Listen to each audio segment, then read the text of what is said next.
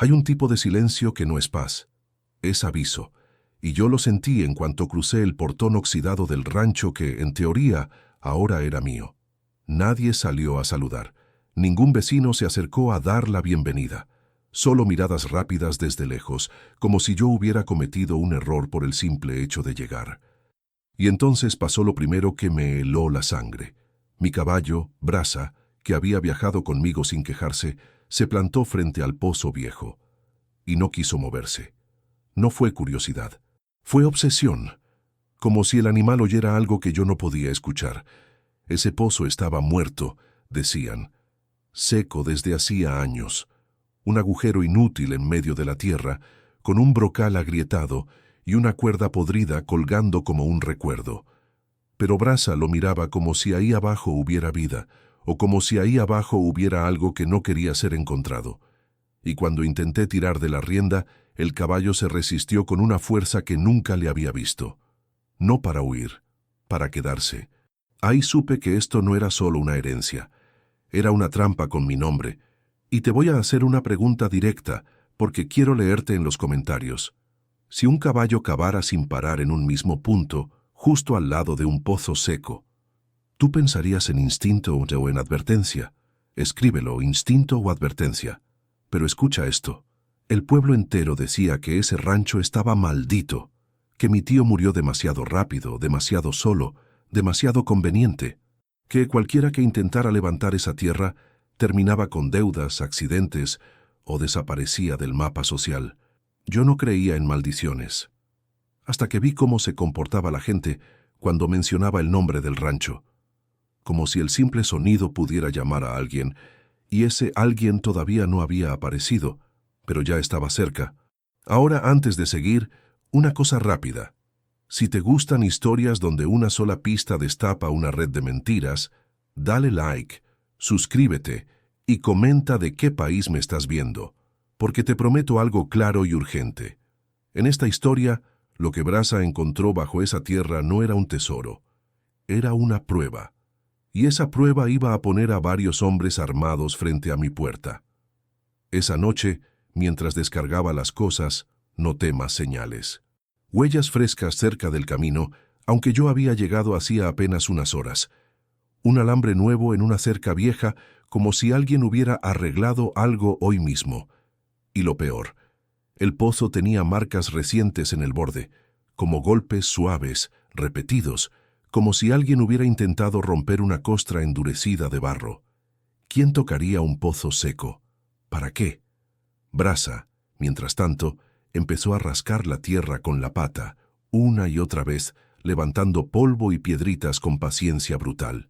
Yo le aparté el hocico, le hablé, le ofrecí agua. Nada. El caballo solo miraba el mismo punto y cavaba, como si el tiempo no existiera. Pasaron minutos, y el sonido cambió. No era el ruido hueco de tierra suelta, era un golpe más seco, más duro, como madera, como una tapa, como algo enterrado a propósito. Me agaché, metí los dedos en la tierra, sentí un borde recto, no piedra, no raíz, un borde hecho por manos humanas. En ese instante, me recorrió una certeza fría. Alguien había escondido algo junto al pozo, y no quería que yo estuviera aquí cuando lo encontrara. Y justo cuando pensé eso, escuché cascos en el camino. No eran los de Brasa, eran varios, y venían directo hacia el rancho. Los cascos se acercaban con ese ritmo que no trae visita, trae dominio.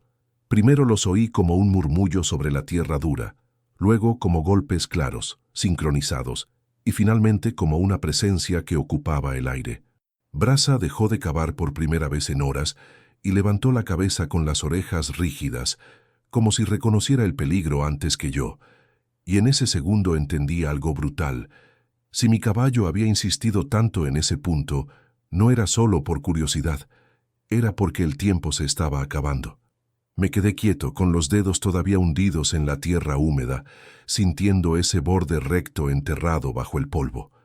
Podía elegir, tapar todo y fingir que no vi nada, o terminar lo que Brasa empezó. Y cuando la vida te pone dos puertas, una te salva y la otra te convierte en cómplice. Yo elegí abrir. Arranqué con fuerza. La tierra cedió, y salió un pedazo de madera oscura, vieja, pero bien encajada, como una tapa. No era un tronco ni un cajón improvisado. Era una caja hecha para resistir años. Metí la uña en la ranura. Tiré. La tapa soltó un crack seco que me sonó como un disparo en el silencio del rancho. Dentro no había oro, no había joyas, había papeles. Papeles doblados, amarrados con una cinta ya podrida. Un cuaderno de hojas amarillentas y encima de todo un mapa dibujado a mano con líneas nerviosas, como si alguien lo hubiera trazado con prisa o con miedo. Me temblaron las manos, no por emoción, sino por una idea que cayó como piedra. Esto no se entierra si no es peligroso. Ahora quiero que me respondas algo, porque este detalle decide si tú y yo pensamos igual. Si encuentras una caja enterrada con documentos en un rancho maldito, ¿la escondes o la lees de inmediato? Comenta, ¿la escondo o la leo? Yo la leí. El primer papel parecía una escritura, con sellos borrosos y nombres repetidos. El segundo tenía números y coordenadas, como puntos de agua marcados en el terreno.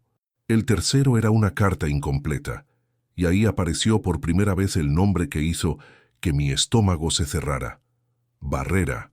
Ese apellido no era cualquier cosa en ese valle.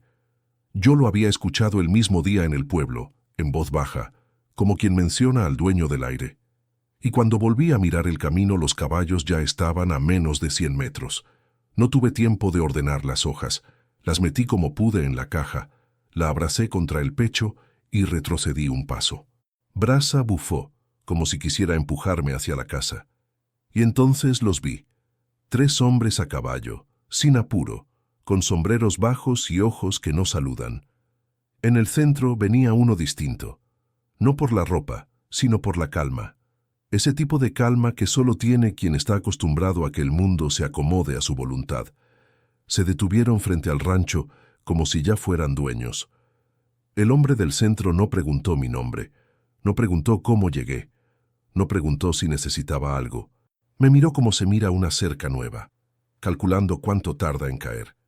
Y dijo casi sonriendo, como si estuviéramos hablando del clima, que él era don Julián Barrera y que escuchó que alguien había llegado a mover tierra cerca del pozo. No era una presentación, era una advertencia. Su mirada bajó a mis manos, a la caja, no porque la viera completa, sino porque sabía lo que había debajo de esa tierra antes de que yo lo supiera. Y eso me hizo entender la verdadera dimensión del problema. Yo no había encontrado un secreto olvidado. Había metido las manos en un secreto vigilado. Don Julián se acercó un paso más y habló con voz suave, casi amable. Dijo que este rancho tenía historia, que a veces la gente encuentra cosas que no entiende, que lo mejor para un hombre que quiere empezar de nuevo es no cargar con problemas ajenos, y en esa frase escondió una cuchilla. Problemas ajenos significaba mis problemas. Detrás de él, uno de sus hombres se inclinó un poco sobre la montura, como listo para bajarse si yo hacía un movimiento brusco. El otro se quedó mirando el pozo, como verificando que la tierra estuviera removida, y el tercero miró a Brasa con una mueca rara, como si no le gustara que un animal hubiera encontrado lo que ellos llevaban años enterrando. Yo tragué saliva. Podía mentir. Podía decir que no encontré nada, pero cuando alguien llega con esa seguridad, no viene a preguntar, viene a confirmar. Y entonces don Julián soltó la frase que me dejó frío. Dijo que mi tío fue un buen hombre, hasta que se metió donde no debía, que la tierra castiga a quien se cree más listo que el valle, y que sería una pena, una verdadera pena, que la historia se repitiera conmigo. Y ahora te pregunto esto, porque quiero ver cuánta gente lo capta. ¿Eso suena a superstición o suena a amenaza directa?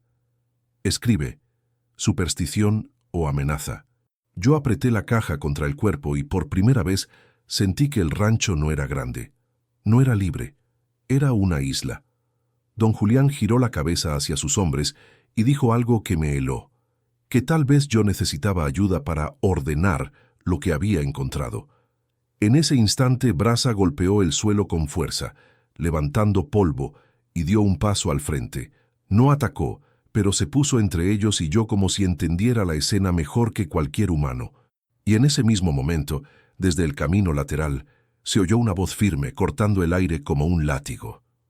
Una mujer, sin miedo, sin prisa, y dijo el nombre de don Julián como si no le debiera respeto. Ahí supe que no estaba completamente solo, y también supe que si ella había aparecido justo ahora, era porque esto ya venía pasando desde antes, desde mucho antes de mi llegada. La voz de esa mujer no pedía permiso, lo quitaba. Y lo más inquietante no fue lo que dijo, sino lo que provocó. Por primera vez, don Julián Barrera dejó de sonreír. No mucho, apenas un segundo, pero suficiente para que yo entendiera que ella no era una vecina más. Era un riesgo para él. Se acercó con paso firme, mirada directa, como quien ya vio demasiado para seguir bajando la cabeza. Se llamaba Inés Montoya, y antes de mirar la caja, me miró a mí, como midiendo si yo era parte del problema o una salida. Luego miró el pozo, la tierra removida, y soltó una frase que me clavó al suelo. Dijo que ese punto no era casual, que ahí mismo mi tío había pasado noches enteras escuchando la tierra, como si buscara un latido bajo el polvo. Y ahí fue cuando todo cambió, porque dejó de sonar a leyenda y empezó a sonar a método. Don Julián intentó manejarlo como siempre, palabras suaves, tono de «yo cuido esta zona». Pero Inés no le devolvió cortesías. Dijo que yo era heredero, sí, pero que el rancho nunca había sido lo importante. Lo importante era el agua. Y el agua, en un valle seco, vale más que cualquier escritura, vale más que la ley, vale más que la vida de un hombre, si ese hombre estorba. Quiero que me respondas algo directo sin pensarlo demasiado. Si una persona controla el agua, ¿controla también a la gente? Comenta sí o no y dime por qué, porque eso es el corazón de esta historia. Inés habló como quien abre una herida vieja. Contó que de repente hace años el pozo empezó a morir. No de golpe, sino lento, como si la tierra se estuviera enfermando. Las cosechas se apagaron, las familias se endeudaron y justo entonces aparecieron ofertas salvadoras para comprar tierras baratas. Ofertas hechas por intermediarios, nunca por el verdadero jefe. Y ahí está el truco. El cacique no se ensucia las manos, solo mueve el tablero. Yo escuchaba y miraba a don Julián, intentando adivinar si iba a estallar. Pero él eligió otra arma. La calma. Esa calma que no es paz, es poder. Cuando por fin se fueron, con una promesa silenciosa en los ojos, Inés me hizo entrar y me dijo algo que todavía me retumba. Que mi tío no murió por mala suerte, murió por insistir, por querer demostrar con papeles y mapas que el pozo no estaba seco, estaba saboteado. Entonces abrimos la caja de verdad. El mapa dibujado a mano no era un dibujo bonito, era un mapa de venas, de rutas de agua, de puntos donde la tierra aún respiraba, y junto a ese mapa una lista de nombres, fechas y símbolos que parecían códigos. Inés explicó que mi tío había copiado marcas de escrituras antiguas, había comparado sellos y había encontrado inconsistencias, firmas repetidas en días imposibles, linderos que se movían solos y el mismo apellido apareciendo como sombra en todas partes, Barrera. Y aquí viene la frase que parte el mundo en dos. No hay rancho maldito, hay rancho amañado. ¿Te ha pasado alguna vez ver algo tan claro que te da rabia? Porque a mí me dio rabia, y también miedo. Porque si eso era cierto, yo no estaba enfrentando un rumor. Estaba enfrentando una maquinaria. Inés me dijo que si yo quería vivir, tenía que entender una regla. Cuando alguien roba con papeles, no necesita pistola, pero siempre tiene una cerca de pistolas cerca. Y justo ahí, en medio de esa revelación, Brasa pateó el suelo desde afuera, nervioso, como si oliera gente. Me asomé por una rendija de la ventana y vi polvo levantándose otra vez en el camino.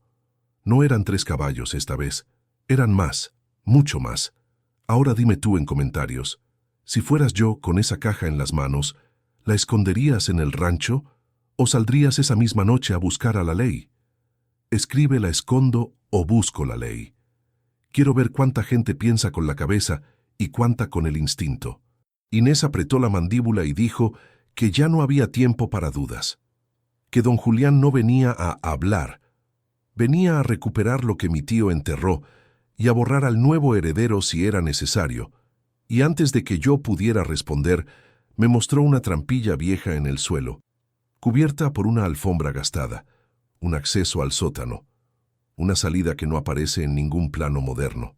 Me dijo que ese rancho tenía más de un secreto, y que el siguiente secreto iba a decidir si yo salía caminando, o si me convertía en otra historia que el pueblo cuenta en voz baja, porque afuera los cascos ya no sonaban como visita, sonaban como cerco. Hay un momento en que el miedo deja de ser una idea y se vuelve sonido. Ese sonido fue el de varios caballos frenando a la vez, tan cerca que la vibración pareció meterse por las paredes del rancho. No era una visita, no era curiosidad, no era negociación.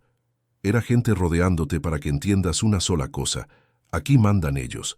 Yo tenía la caja abierta sobre una mesa vieja y sentía que cada papel pesaba como una sentencia.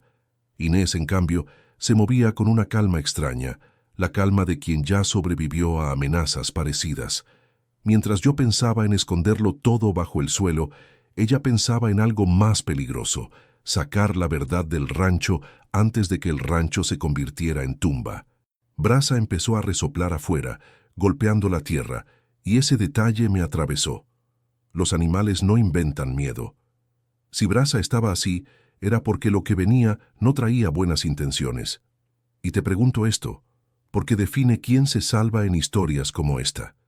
Cuando la amenaza llega, tú eres de los que se quedan paralizados, o de los que se mueven aunque tiemblen.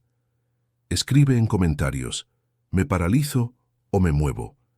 Inés levantó la alfombra y mostró la trampilla del sótano. Ese rancho era viejo, y los ranchos viejos guardan rutas que la gente moderna olvida. Bajamos. El aire abajo olía a humedad y a madera cansada, como si el lugar hubiera estado esperando años para ser usado otra vez. Con una mano yo apretaba la caja contra el pecho, con la otra intentaba no hacer ruido. Arriba las botas ya sonaban en el porche, y ahí entendí otra regla.